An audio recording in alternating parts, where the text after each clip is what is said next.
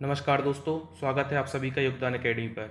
आज हम लेकर आए हैं परीक्षा दाम की श्रृंखला में 11वां चैप्टर, जिसका नाम है मध्य प्रदेश में मिट्टियाँ। तो मिट्टियों से सबसे पहले तो सिंपल प्रश्न आते हैं। प्रश्नों का स्वभाव कैसा होता है उन पर चर्चा करें तो सबसे पहले वो विस्तार पूछते हैं कि मिट्टियों का विस्तार किस रीजन में है, कौन सी मिट्टी का विस्तार किस रीजन में है। अदर नेम पे चर्चा करते हैं, मिट्टियों के जो अन्य नाम है ना उनको पूछ लेते हैं। जैसे काली मिट्टी को क्या बोलते हैं, कपास वाली मिट्टी बोलते हैं, कपास वाली मृदा बोलते हैं, ठीक है। और क्या बोलते हैं, रेगोर भी बोल देते हैं। ऐसे जो अन्य नाम है ना मिट्टियों के वो भी पूछे जाते हैं। साथ में कौन सी मिट्टी में कौन सी फसल होती है उनके बारे में भी चर्चा करेंगे, क्योंकि अक्सर प्रश्न उनसे भी पूछे जाते हैं।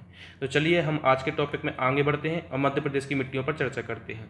तो सबसे पहले काली मिट्टी को देखेंगे। काली मिट्टी 3 तरीके की होती है, गहरी काली, साधारण काली और छिछली काली। फिर लाल पीली मिट्टी को देखेंगे, मिश्रित मिट्टी को, जलोढ़ और लैटराइट मिट्टी को देखेंगे। ठीक है, ये मैप है, इसमें आप देख सकते हैं। आपकी काली मिट्टी 3 तरीके की है, गहरी काली मिट्टी, साधारण काली मिट्टी और छिछली काली मिट्टी। इसके बाद आपकी लाल पीली मिट्टी आती है, जो कि पूर्वी इलाके में आती है। और काली मिट्टी आपको पश्चिमी इलाके में मिलती है, क्योंकि दक्कन प्लेट्यू का हिस्सा है। और दक्कन प्लेट्यू का निर्माण बेसाल चट्टानों से हुआ है, और बेसाल चट्टानों के अपरदन से काली मृदा का निर्माण होता है। इसलिए आपको पश्चिमी इलाके में जो दक्कन का भाग है उसमें काली मिट्टी मिलती है देखने। ठीक है। मिश्रित मिट्टी, तो मिश्रित मिट्टी आपके बुंदेलखंड और रीवा पन्ना प्लेट्यू में मिलती है। रीवा पन्ना का जो प्लेट्यू है वहाँ पे मिलती है। ठीक है। जलोढ़ मृदा आपका चंबल रीजन में मिलती है। यहाँ पे चंबल नदी क्या करती है, एलुवियल सॉल को बहा के लाती है, उसके कारण यहाँ पे जलोढ़ मृदा का निर्माण होता है। ठीक है। लेटराइट मृदा, लेटराइट मृदा आपकी बालाघाट वाले रीजन में मिलती है, छिंदवाड़ा बालाघाट वाले रीजन में। अब सबसे पहले चर्चा करेंगे हम एसिडिक सॉइल की, जो कि बेसिक है, और क्षारीय सॉइल की। ठीक है। एसिडिक मतलब अम्लीय मृदा। तो क्या होता है कि मिट्टी में कैल्शियम और मैग्नीशियम रहते हैं पहले से। ठीक है। कैल्शियम और मैग्नीशियम रहते हैं, तो इनका स्वभाव क्या होता है, क्षारीय होता है। कैल्शियम और मैग्नीशियम का स्वभाव कैसा होता है, कैल्शियम और मैग्नीशियम का जो स्वभाव होता है वो कैसा होता है, क्षारीय होता है। तो जब मिट्टी में तत्व रहते हैं, जब वर्षा कम होती है, जब पानी कम होता है मिट्टी में, तो ये तत्वों का अस्तित्व बना रहता है, जिसके कारण मिट्टी क्या होती है, क्षारीय होती है। ठीक है। और जब मिट्टी में पानी की सिंचाई अधिक हो या फिर वर्षा ज़्यादा हो, तो ये छत जो तत्व हैं ये घुलकर हट जाते हैं, जिससे मृदा कैसी हो जाती है, अम्लीय हो जाती है। ठीक है। तो कैल्शियम और मैग्नीशियम के बने रहने से, कम पानी होने से मिट्टी क्षारीय रहती है। ठीक है। और जब पानी ज़्यादा होता है तो इन जो तत्व हट जाते हैं, जिसके कारण मिट्टी कैसी हो जाती है, एसिडिक हो जाती है। तो इसको हम याद रखेंगे कि मिट्टी एसिडिक कैसी होती है और मिट्टी क्षारीय कैसी रहती है। अब हम चर्चा करेंगे सबसे पहले काली मिट्टी पे। तो काली मिट्टी को ब्लैक सॉयल बोलते हैं। ठीक है। बेसाल्ट चट्टानों के अपरदान से इसका निर्माण होता है। इसको रेगुर मिट्टी, कपासी मिट्टी या चैन नोजम भी बोलते हैं। यह मिट्टी कपास, सोयाबीन और मूंगफली के लिए अत्यधिक उपयोगी है। मालवा के पठार व निमाड़ रीजन में इसका विस्तार पाया जाता है। काली मिट्टी को स्वयं जोत वाली मिट्टी या सेल्फ प्लगिंग सॉयल भी बोलते हैं। क्या होता है काली मिट्टी में, जैसे ही उसको थोड़ी सी नमी मिलती है तो क्या कर लेती, अपने अंदर उस नमी को एब्जॉर्ब कर लेती है और फूल जाती है। अगर आपने देखा हो खेतों में जहाँ भी काली मिट्टी हो, तो वो पानी को एब्जॉर्ब करती है और थोड़ी फूल सी जाती है, तो उसको सेल्फ प्लगिंग या फिर स्वतः जोत वाली मिट्टी बोलते हैं। ठीक है। और दूसरी मिट्टियों में ऐसा स्वभाव नहीं होता है। काली मिट्टी का रंग कैसे होता है, तो काली मिट्टी का रंग टिटेनीफेरस मैग्नाइट के कारण होता है, जो कि बहुत इंपॉर्टेंट है। और ये नाम सेल्फ प्लगिंग जो सॉयल है ये भी बहुत ज़्यादा इंपॉर्टेंट है। कौन सी मिट्टी को स्वयं जोत वाली मिट्टी बोलते हैं, तो काली मिट्टी को या फिर ब्लैक सॉयल को सेल्फ प्लगिंग सॉयल बोलते हैं। ठीक है। और टिटेनीफेरस मैग्नाइट के कारण इसका रंग जो है काला होता है। काली मिट्टी में लोहे और चूने की मात्रा प्रचुर मात्रा में पाई जाती है। मध्य प्रदेश में सर्वाधिक क्षेत्रफल में पाई जाने वाली मिट्टी काली मिट्टी है। क्यों, क्योंकि ये मालवा प्लेट्यू में मिल रही है और मालवा प्लेट्यू हमारा सबसे बड़ा है। जैसा कि हम पहले चर्चा कर चुके हैं अपने पिछले लेक्चर में कि मालवा का प्लेट्यू जो है मध्य प्रदेश का 28% एरिया कवर करता है। काली मिट्टी में हाइड्रोक्लोरिक एसिड में आघुलनशील तत्व लगभग 70% पाए जाते हैं। ठीक है। इसके बाद काली मिट्टी का वर्गीकरण देखते हैं। तो साधारण काली मिट्टी मालवा के पठार का उत्तरी नहीं दक्षिणी भाग और निमाड़ रीजन में मिलती है। यह है आपकी साधारण काली मिट्टी, जो कि मालवा का प्लेट्यू का दक्षिणी हिस्सा है। ठीक है। इसके बाद गहरी काली मिट्टी मालवा क्षेत्र में मिलती है, और छिछली काली मिट्टी कहाँ पर मिलती है, सतपुड़ा वाले रीजन में मिलती है। आंशिक रूप से साधारण काली मिट्टी मालवा के उत्तरी क्षेत्र में ही पाई जाती है।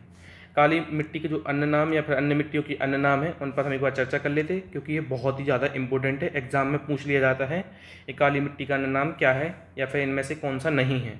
तो काली मिट्टी को रेगोर, कपासी और चैन नोजम भी बोलते हैं। लाल पीली मिट्टी को चलका या डोरसा बोलते हैं, ठीक है। जलोढ़ मिट्टी को दोमट मिट्टी बोलते हैं। लैटेराइट को लाल भूरी या सफ़ेद मृदा बोलते हैं। लाल पीली मिट्टी, तो लाल पीली मिट्टी का निर्माण कैसे होता है, तो ग्रेनाइट व नीच चट्टानों की अपरदन से होता है। लाल पीली मिट्टी का रीजन क्या है,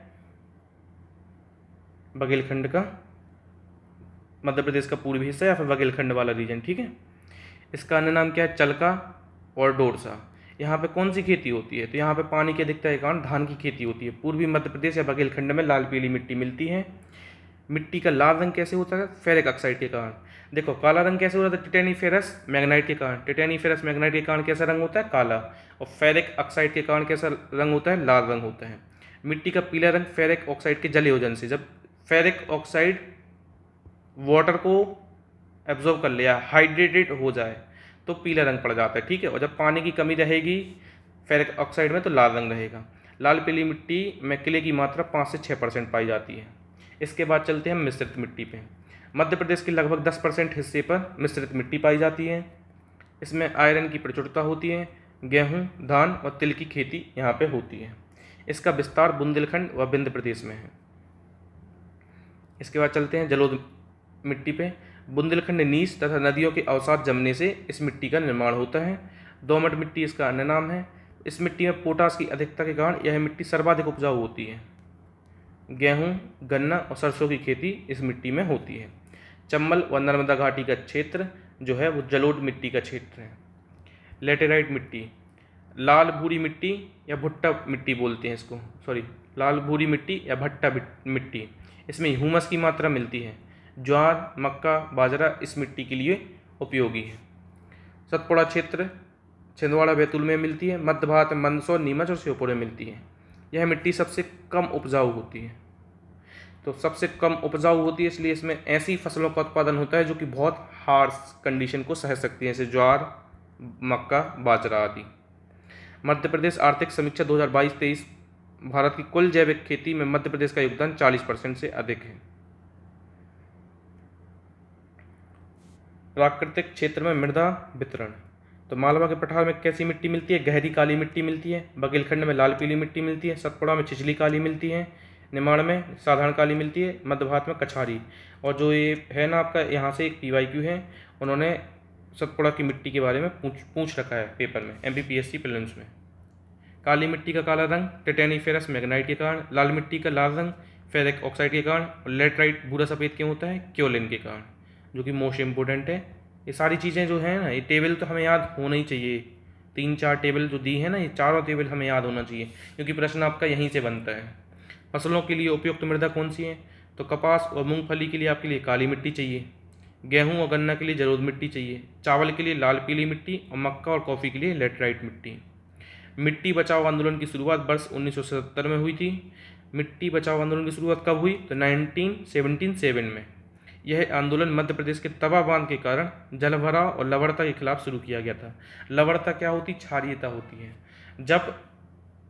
जब मिट्टी में क्षारीय तत्व बहुत ज़्यादा मात्रा में हो तो लवणता बढ़ जाती है, ठीक है।